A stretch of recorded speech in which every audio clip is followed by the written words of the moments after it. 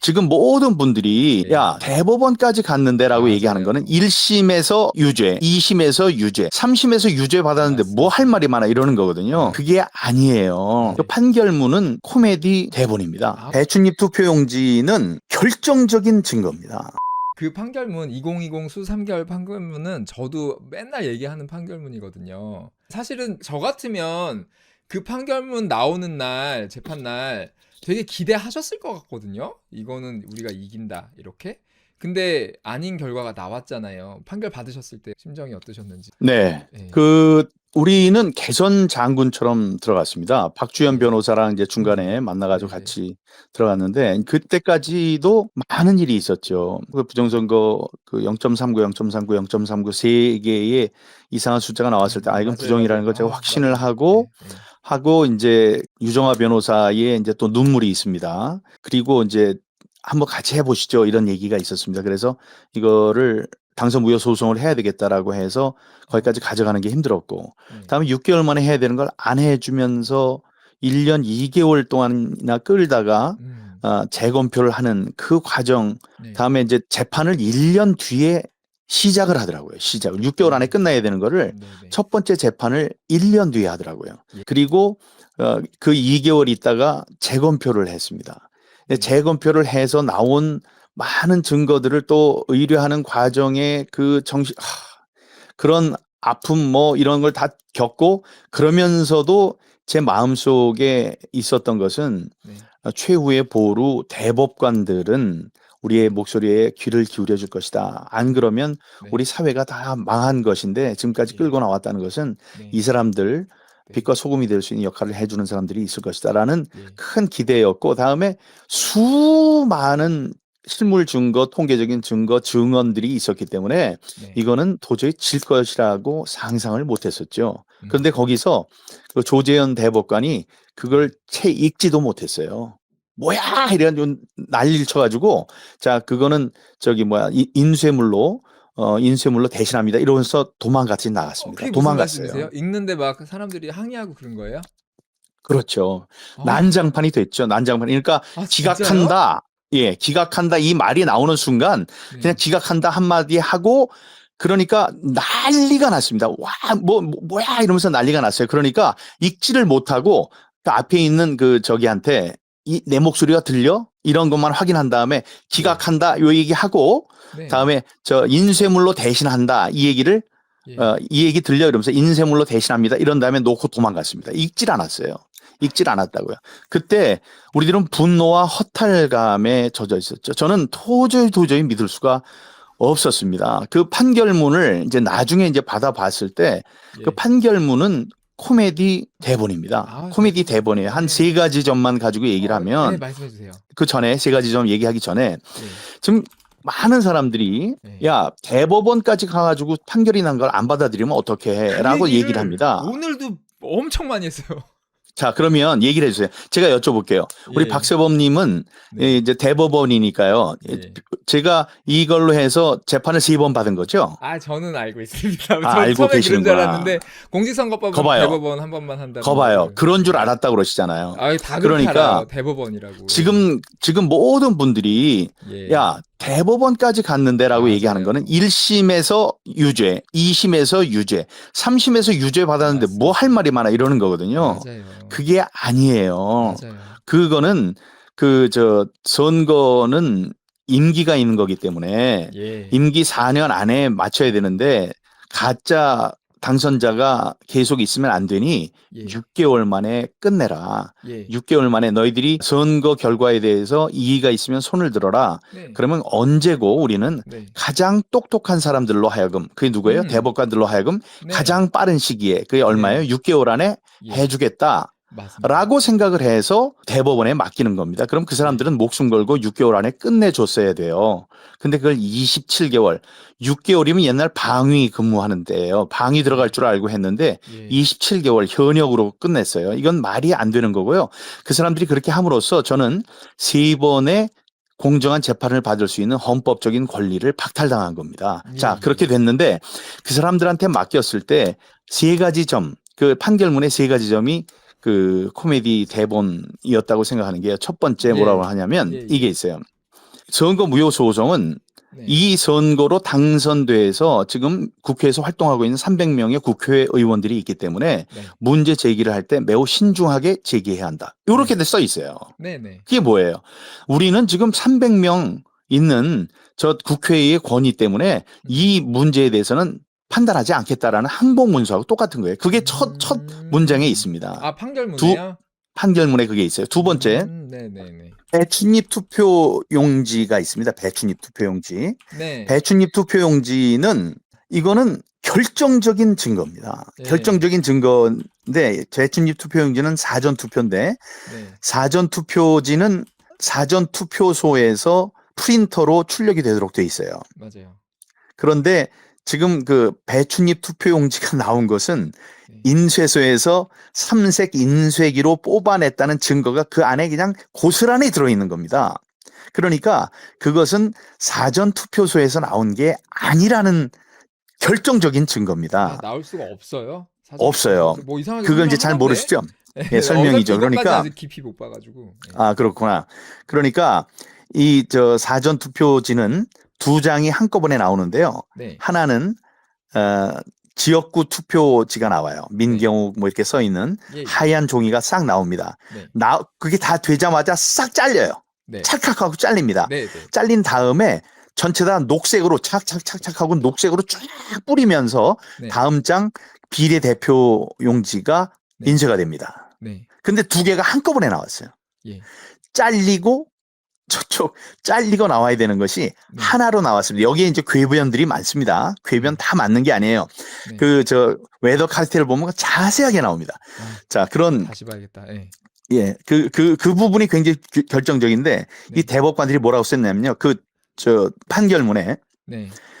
만약에 부정선거를 실제로 저지른 사람이 있다면 네. 배춧잎 투표지와 같은 네. 결정적인 증거를 현장에 남기지 않았을 것이다. 네. 아니, 제가 웃질 않으시네. 아니, 무슨 제가- 말인지 몰라서. 아니 알아요. 제가 그 페이지도 기억해. 29페이지인가? 네네. 너무 그러니까 황당해가지고. 네. 아니 아, 그러니까 이제 그 얘기는요. 그 얘기는 네, 무슨 뭐 얘기냐? 지금 하시는 줄 이제 알고. 네. 예, 그 얘기는 무슨 얘기냐면 이런 네. 겁니다. 사람이 시체가 있고 예. 피가 있어요. 피가 흘러요. 네, 네, 네. 옆에 피가 묻은 칼이 있습니다. 칼이 네. 있고 보니까 지문이 묻어 있어요. 네. 그래서 이제 지문이 묻은 사람이 누군지 특정을 했어요. 예를 들어 네. 민경욱이라고 합시다. 네. 민경욱의 지문이 묻은 칼이 있고 칼에 맞은 상처로 죽은 시체가 있고 시체 옆에 피가 흥건합니다. 네. 자, 그런데 지금 대법관들은 무슨 얘기를 하냐면 민경욱이 만약에 범인이라면 이 자신의 지문이 묻은 네. 칼을 이 범죄 현장에 남겨놓았을 리 없다. 네. 그러므로 지문이 남겨있는 민경욱은 이 범행의 범인이 네. 아니다. 민경욱 빼고 다 나와. 이 얘기랑 똑같은 거예요. 예. 이건 말이 안 되는 거죠. 그건 정말 코미디입니다. 정말 코미디예요. 세 번째는 또 뭐냐면 예. 민경욱은 2년 3개월 동안 부정선거를 주장하면서 네. 지금까지 부정선거를 누가 저질렀는지 특정하지 못했다. 이렇게 나와요. 이것도 코미디입니다. 네. 왜냐하면 민경욱은 거기에 그냥 자연인으로 앉아있는 원고예요. 네. 민경욱이가 아직도 KBS 9시 뉴스 앵커나 무슨 탐사보도 기자인 줄 아는 모양인데 아니고 청와대 대변인도 아니고 네. 국회의원도 아닙니다. 아, 그러네요. 그냥 부정선거에 의해서 떨어진 사람이 거기 앉아가지고 그리고 우리가 제기한 재판은 네. 범인을 잡아달라는 형사 재판이 아니에요.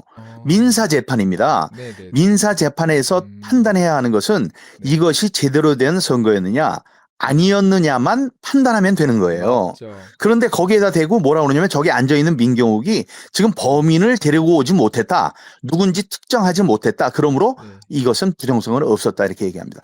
특정하지 않은 것도 아닙니다. 양정철 얘기도 했고 조혜주 얘기도 했고 그 많은 사람들 얘기를 했어요. 많은 사람들 얘기를 했는데 그거는 귓등으로 듣고 지금 한 얘기가 범인을 잡아오지 못했으니 이 네. 부정선거는 없다라고 얘기를 한 겁니다. 그렇게 세 가지로 인해서 있을 수 없는 정말 그 세 명의 재판관 중에 한 사람이 천대엽 지금 대법관 중에서 두 번째로 높은 예. 법원 행정처장인데 네. 이 사람들의 흑역사로 역사에 길이길이 남을 그런 판결문입니다. 정말 여러 사람들이 보고 이거는 뭐 지우려고 해도 지울 수가 없죠. 다 갖고 그렇죠, 있으니까요. 네. 이건 박제되어 있는 거니까 네. 그래서 이 사람들이 얼마나 정말 역사에 큰 죄를 지었는지 그리고요. 그때 네. 이제 네. 이따가 만약에 이제 보시게 된다면 네. 저희의 대법원 그 결심 원고의 최후 진술에 네. 뭐라고 분명히 얘기를 했냐면 네. 이제 부정선거를 가릴 수 있는 권위는 단 두 개의 주체의 어깨 위에서 찬란하게 빛난다. 하나는 대법관, 저스티스라고 불리는 정의라고 불리는 바로 당신들이다. 예. 근데 당신들이 당연히 이게 부정선거였고 선거 무효라고 올바르게 판정해 줄 것을 믿지만 네. 만약에 그런 역할을 다하지 못한다면 예. 이제 그 부정선거를 밝힐 수 있는 유일한 주체는 국민들이 된다. 네. 국민들은 그 이제 방어권, 국민들의 저항권에 기대서 우리는 지금까지 아껴왔던 피를 흘려야 될지도 모른다. 이런 때를 위해서 토마스 제퍼슨이 네. 제가 토마스 제퍼슨 얘기를 앞뒤로 양괄식으로 얘기를 했는데 네. 토마스 제퍼슨이 이야기한 게 있다. 저 알아요. 제가 말씀드려도 예. 돼요? 네, 말씀해 주십시오. 제가 이거 보고 제 영상에 맨날 썼어요. 네, 불의가 제도가 될 때. 불의가 제도가 될 때 저항은 국민의 의무가 된다. 맞습니다. 그 얘기를 했거든요. 너무 그 얘기를 멋있더라고요. 했는데 진짜. 네네. 예, 그거를 뭐 제 얘기 아니고 토마스 제퍼슨의 얘기니까 네. 멋있는 이야기죠. 그걸 너무 네. 멋있게 하셨어요. 네네네, 감사합니다. 근데 네. 그 이야기를 한 거는 예. 여러분들이 정의롭게 진실을 가르쳐주지 않으면 네. 국민들이 저항권에 기댈 수밖에 없다라고 분명히 제가 경고를 하지 않았습니까? 예. 근데 경고를 했는데 그게 몇 년 만에 어떻게 나타났죠? 서부지법 사태로 나타난 겁니다. 그러네요. 서부지법에서 윤석열 대통령은 부정선거에 항거하고 잘못된 뽑히지 않은 가짜 국회의원들이 입법 독재를 하고 있다는 사실을 온 세상에 알리기 위해서 한시적인 헌법적인 권리인 대권, 비상대권인 계엄권을 발동한 건데 그게 잘못됐다고 구속을 하라고 하니까 맞아요. 사람들이 참지 못하고 저항권을 이제 행사한 거거든요. 저항권을 네네. 행사한 그 자리에 또 누가 역사에 정말 아이러니인데 누가 나타났냐면 천대엽이 바로 나타났습니다. 법원 행정처장이. 네. 정말 참혹하고 참담하다. 그런 다음에 이 사람들에게 법정이 구형할 수 있는 최대의 벌을 주겠다라고 이야기를 한 게 바로 그 작자입니다. 그래서 제가 그때 텔레비전을 보면서 이를 바득바득 갈았어요. 이 멍청한 자야. 내가 벌써 몇 년 전에 이 제도, 이 큰 거학을 물리치는 이 싸움에 대한 공정한 판단을 해주지 못하면 국민들이 결국은 들고 일어날 것이라고 그렇게 경고를 했는데 네. 경고를 듣지 않았던 너의 책임인데 그 자리에 가서 이거를 뭐 그 사람들을 폭도라고 그러고 뭐 자신의 잘못은 하나도 없었다는 듯이 이렇게 이야기를 하면 맞아요. 그거는 큰 잘못이다라고 제가 그날도 그 SNS 페북에 올린 기억이 있습니다. 그래서 이 그 대법원의 판결은 잘못된 거고요. 우리에게는 3심을 거쳤더라도 이건 3심이 아닙니다만 3심을 거쳤더라도 다시 재판을 청구할 수 있는 재심 제도가 있습니다. 재심 제도는 네. 저기가 없어요. 기한이 없어요. 100년이 지나고 200년이 지나도 네. 다시 판결해 달라고 하면 됩니다. 거기에는 네. 분명한 이제 잘못된 불법 행위가 있었고 그다음에 새로운 증거가 나타났을 경우라고 이제 한정을 하고 있습니다만 예, 예. 그런 것이 다 나올 것이라고 저는 보기 때문에 이것이 네. 반드시 재심의 과정을 거쳐서 그때 잘못된 판결을 내렸던 예.